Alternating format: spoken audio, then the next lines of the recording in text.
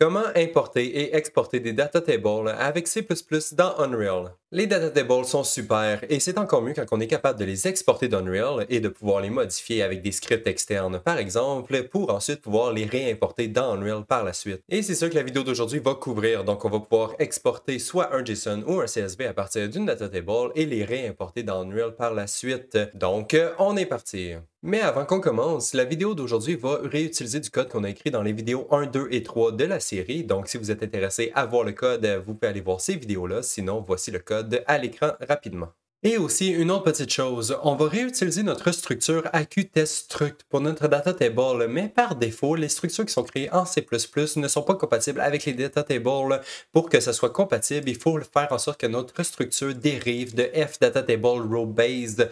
Et ça va simplement nous permettre d'utiliser notre structure pour nos data tables. Mais pour pouvoir faire ça, évidemment, il faut inclure notre datatable.h qui se trouve à l'intérieur du module Engine que vous devriez déjà avoir par défaut dans votre build.cs.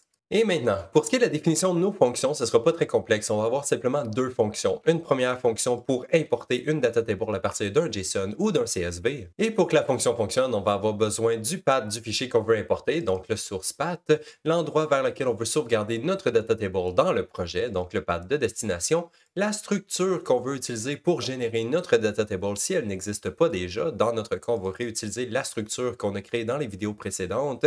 Et finalement, en retour de la fonction, elle va nous retourner la data table qui vient d'être importée. Et ensuite, la deuxième fonction qu'on va créer, c'est une fonction qui va nous permettre d'exporter notre data table existante vers soit un JSON ou un CSV. Et pour cette fonction-là, on a simplement besoin de lui dire le path du fichier qu'on veut créer, soit un fichier JSON ou un CSV. Il va déterminer s'il veut exporter un JSON ou un CSV basé sur l'extension du fichier que vous lui passez, et ensuite la data table qu'on veut exporter. Et la raison pourquoi on n'a pas besoin de lui passer la structure qu'on doit utiliser pour la data table, eh bien c'est simplement parce que la table existe déjà, on n'a pas besoin de la recréer, on peut simplement prendre la structure qui se trouve à l'intérieur. Et voilà, c'est tout pour le header file. Par contre, on va simplement faire une forward declaration de notre data table ici pour être sûr que le code compile bien. Et voilà, maintenant on peut passer au CPP. En haut, j'ai déjà inclus toutes les header files de nos vidéos précédentes, comme ça on va pouvoir réutiliser des fonctions qu'on a déjà créées, et on va aussi avoir besoin d'un nouveau header file pour le reimport data table factory juste ici. Cette header file se retrouve à l'intérieur d'un nouveau module, le module Unreal ED, donc on va aller dans notre .cs file ici et faire sûr que le module Unreal ED est bien inclus. Parfait, maintenant on peut retourner dans le CPP. Et maintenant, pour ce qui est de la logique de nos fonctions, ça va être relativement simple parce qu'on va réutiliser les fonctions qu'on a créées dans les vidéos précédentes. Donc, on va simplement passer par les mêmes fonctions pour créer notre task d'import et réimporter notre data table. Mais par contre, dans le cas d'une data table, c'est un peu plus complexe que n'importe quel autre asset.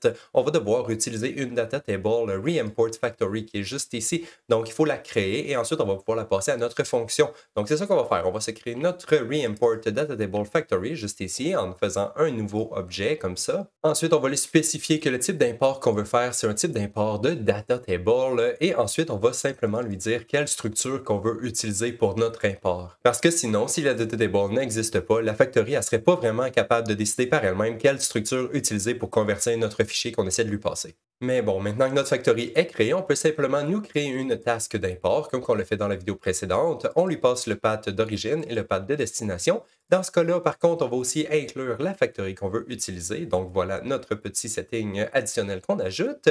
Ça va nous créer une task d'import qu'on peut ensuite demander à notre autre fonction de processer. Donc on processe notre task d'import, on lui passe la task qu'on veut processer et finalement, à la fin, on peut simplement regarder si le process a fonctionné. Si ça a fonctionné, je peux simplement convertir mon asset qui vient d'être importé en data table et le retourner à la fin de ma fonction.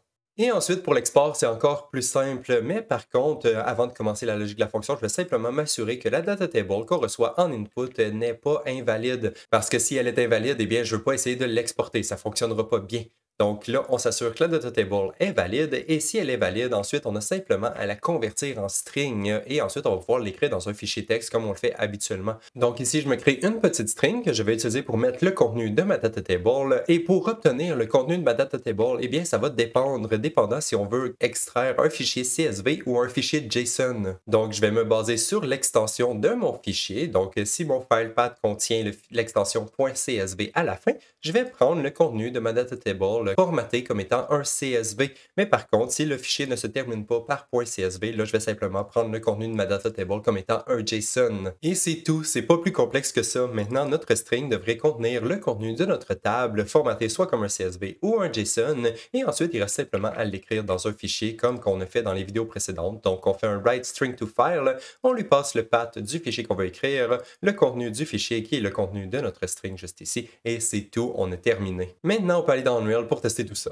Donc, en haut à droite ici, j'ai deux fichiers texte qui sont prêts à être importés, un en format CSV et un en JSON. On peut voir le CSV que j'ai juste ici et le JSON qui est juste ici. Donc, ils ont vraiment le même format que les data tables qui sont dans Unreal. Et donc, ce qu'on va faire, c'est commencer par importer ces fichiers-là dans Unreal. Ensuite, on va les modifier. On va faire quelques back and forth pour pouvoir tester. Donc, je vais aller dans mes exemples et ouvrir le widget que je me suis créé pour la vidéo d'aujourd'hui. Donc, Edit, j'ai mon widget juste ici. On peut lui passer le path du CSV ou du JSON qu'on veut importer, ainsi que le path de la data table qu'on veut créer.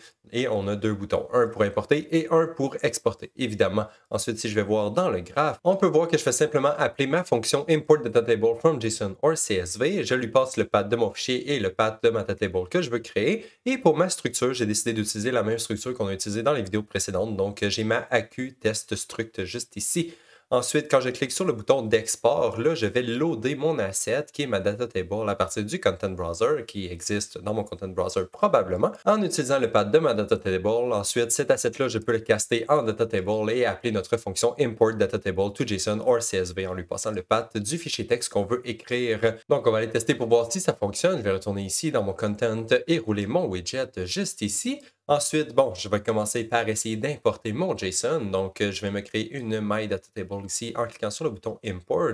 On dirait que ça a fonctionné. Si je vais voir dans mes tests, maintenant, j'ai une Data Table qui a été importée. Si j'essaie de l'ouvrir, elle devrait avoir le même data qui est écrit dans mon JSON juste ici en haut. Ensuite, on va essayer de faire la même chose, mais avec mon CSV. Donc, je vais juste le renommer ici CSV. Je vais renommer ma Data Table pour faire sûr que ça fonctionne. Donc, juste CSV comme ça. Et voilà, si j'essaie de l'importer, ça devrait me créer une Data Table qui contient les mêmes informations que dans mon fichier CSV qui est juste ici. Et on dirait que c'est les mêmes informations, donc ça fonctionne bien.